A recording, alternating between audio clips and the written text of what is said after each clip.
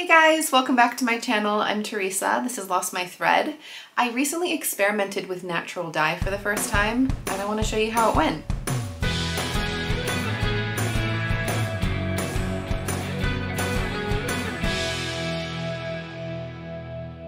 I feel like I just have to say at the beginning that I am not experienced at this. This is not a tutorial. This is more just me sharing my experience as a beginner who doesn't really know what I'm doing, who's seen a lot of tutorials online and thought, why not try some natural dye? Why not try dyeing with avocados? And so what I want to do in this video is just share what my experience was like, what my process was like, and I will also be sharing my 5 tips of things that I would do differently when I avocado dye in the future. Avocados were a very easy choice for me to make as far as my first natural dye project because, for one, I eat a lot of avocados, I love avocados, and I always am throwing away the skins and the stones, so if I could just save those and use them, why not?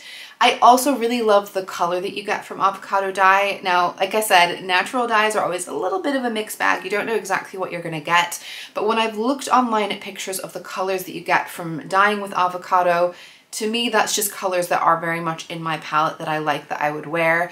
Pinks and browns, orangey, somewhere in between all of those hues. And I felt like whatever I got, I would be happy with the outcome.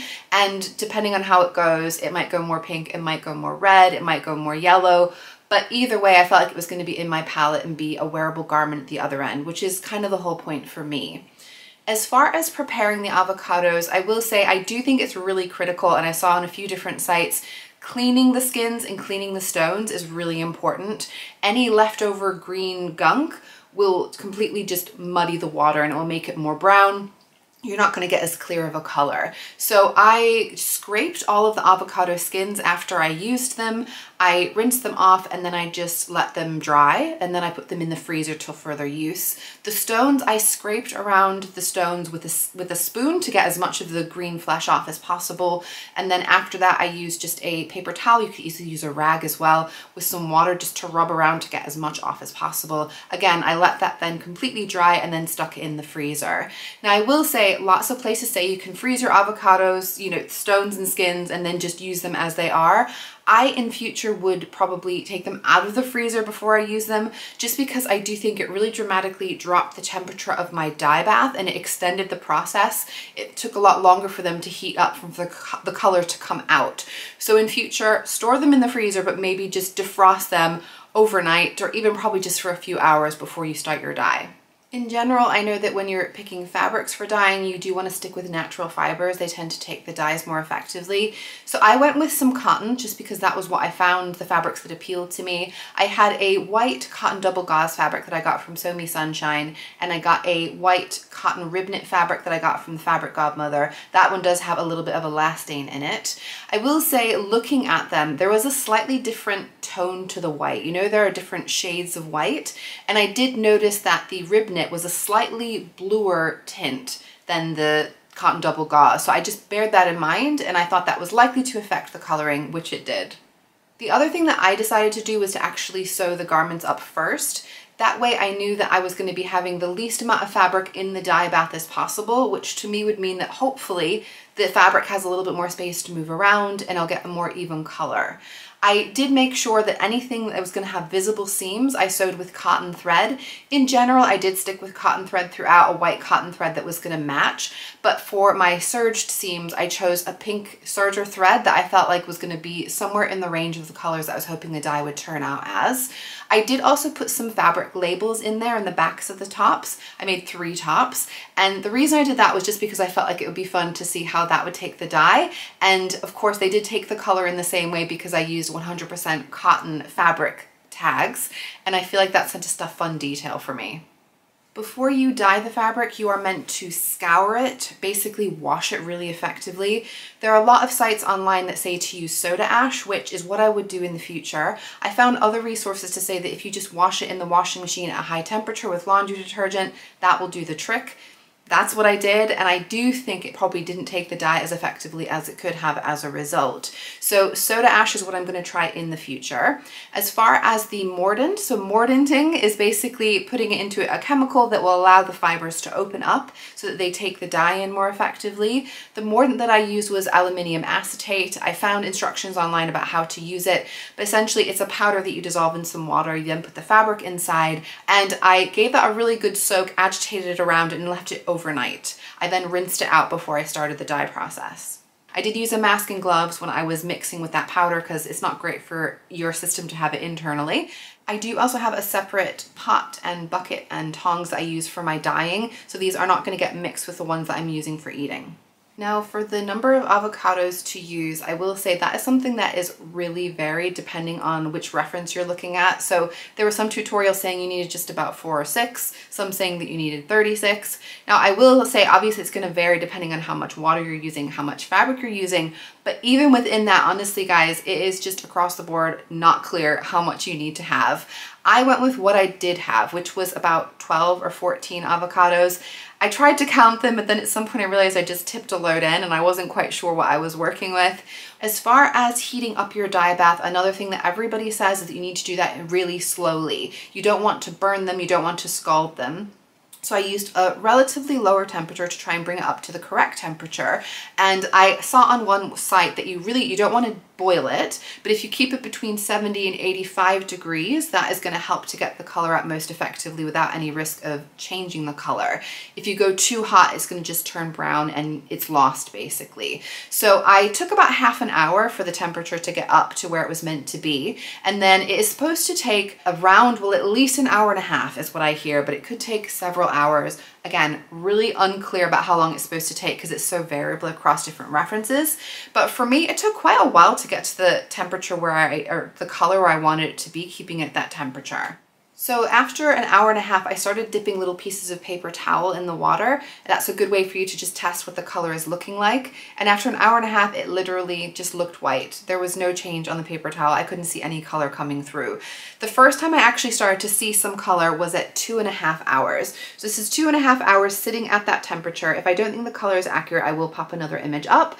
But I was starting to see something. So this is the white, and this is where it's starting to take on that dye. And I felt like at least I was seeing some progress. I felt hopeful to carry on. After 3.5 hours, I was definitely seeing more color coming through. So it was still fairly light, and I wanted to make sure I had good saturated color so that it was going to be absorbed by my fabric. 4.5 hours, I was pretty happy that I was getting a bit more color there, but to me the color was looking fairly yellow. So when you're dyeing with avocados, it is a bit of an unclear thing. You don't quite know what you're going to get. But I have read that you can actually adjust the pH to get different colors. So if it's a bit too yellow, you can add baking soda, bicarbonate of soda, and that will change the pH and make it more red. If it's looking more red than you want, you can add some vinegar and that will make it more yellow. So I added some baking soda. I will say I maybe went a little bit too far with the baking soda. I feel like I wouldn't have minded it being a little bit more yellow than it ended up in the end, but I added it twice because I felt like, judging on that color, it wasn't quite as red as I wanted. I added about 1.5 teaspoons in the end, so it's about 3/4 teaspoon the first time, 3/4 teaspoon the second time.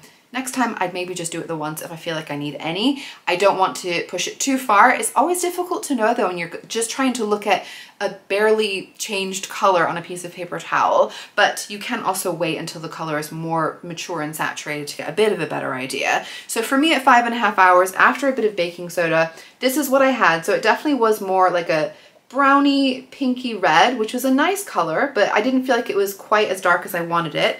And then at 6 hours, we were getting onto the full-on proper pinks, and I was pretty happy with that color. And I decided, just for safety, to be on the safe side, I'd give it another half hour. So after 6.5 hours, I felt like that's probably as good as it's gonna get. I was happy with that shade. I felt like it was a nice color.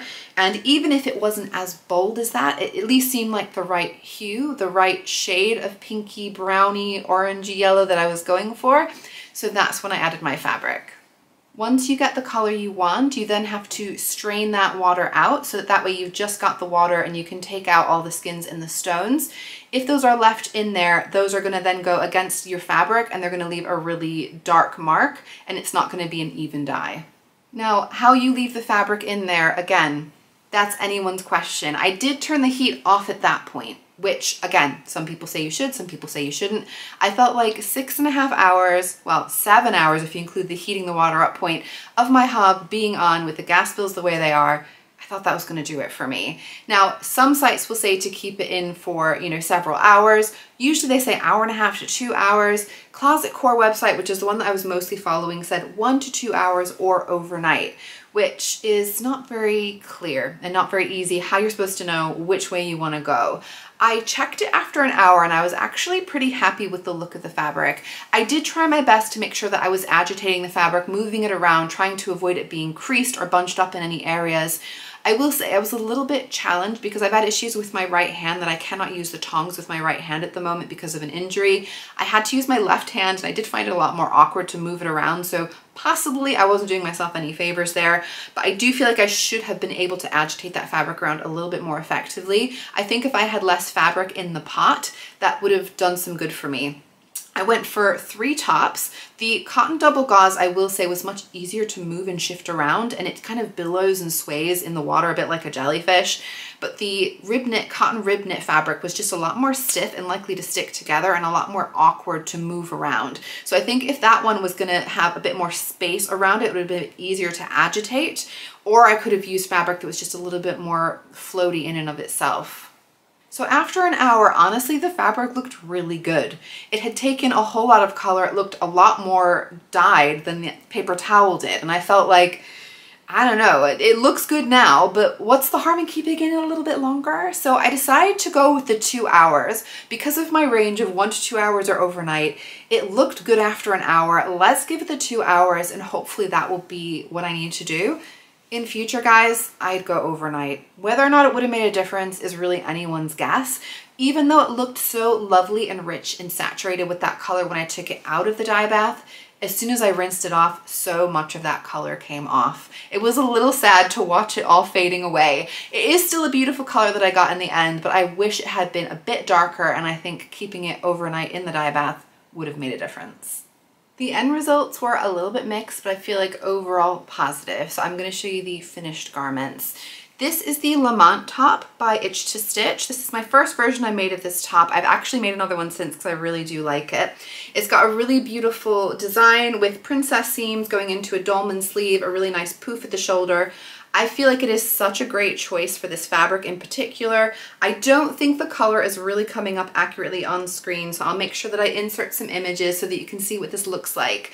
But I do think that it is a incredibly beautiful color. It's a lovely peach is what I would say. So I feel like back here it's maybe a little bit more accurate.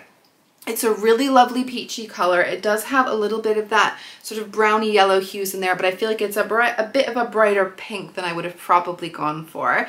As far as the construction on this one does have the serge seams on the inside along the princess seams. So that is the pink that I feel like actually really went very well. It hid away really nicely.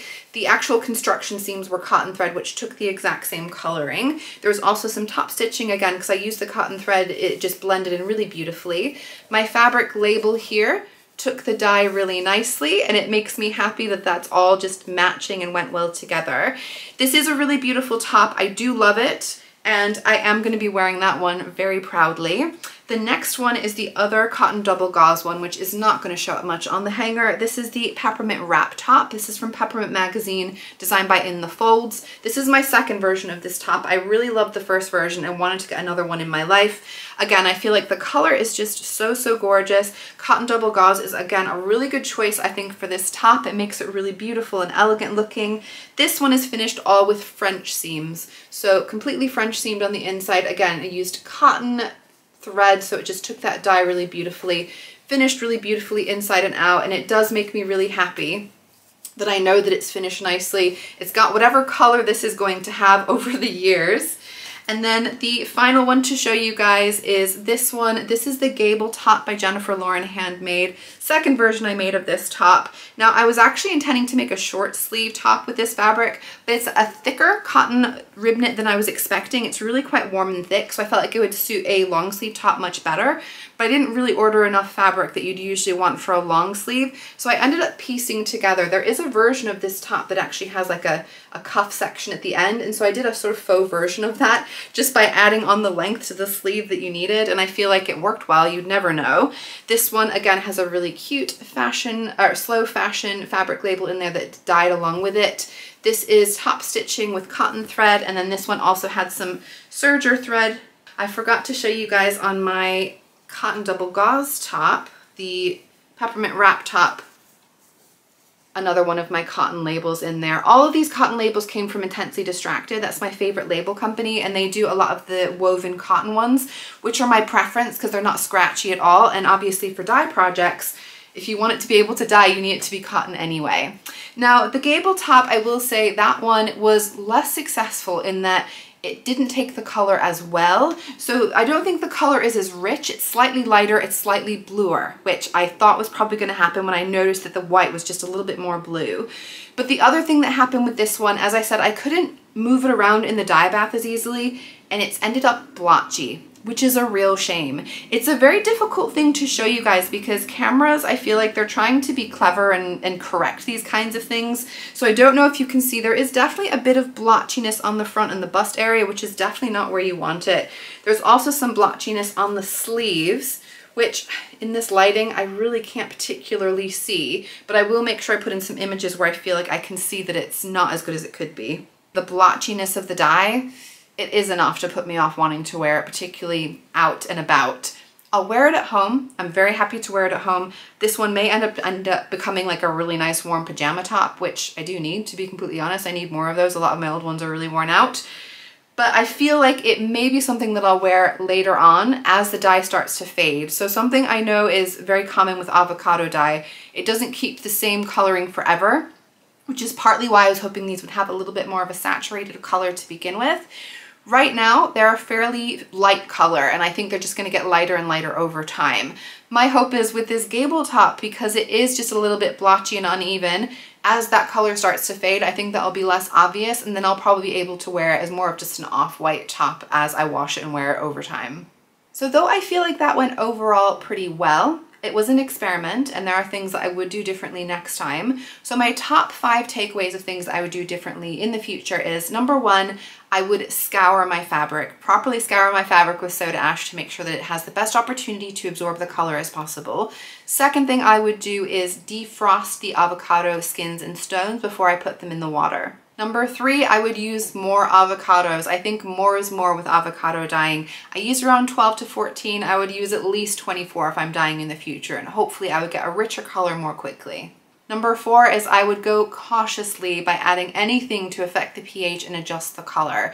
I think if you're going to try and make it a bit more red or a bit more yellow, that's the case where less is more. I wouldn't have gone a full teaspoon and a half. I would have gone more, just the 3/4 of a teaspoon, and I feel like that would have probably put it at more of the shade that I was aiming for. And number 5 is leave that dye bath overnight. What's the harm? Give it a good stir before you go to bed and try to make sure that everything is fully submerged.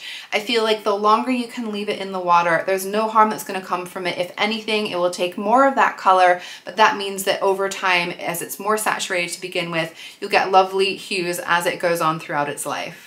I hope it was fun to hear about my experiments with avocado dye. I would love to hear your experience if you've done it before. Any thoughts if you're watching my process. You can tell me all the things you think I've done wrong, but like I said, you go to 5 different sources, you get 5 different instructions. So as a beginner, I'm happy with how it went, and I look forward to playing with avocado dye in the future. If you enjoyed the video, please do give me a like. Make sure you're subscribed to my channel. I will see you guys again soon with another video. Bye!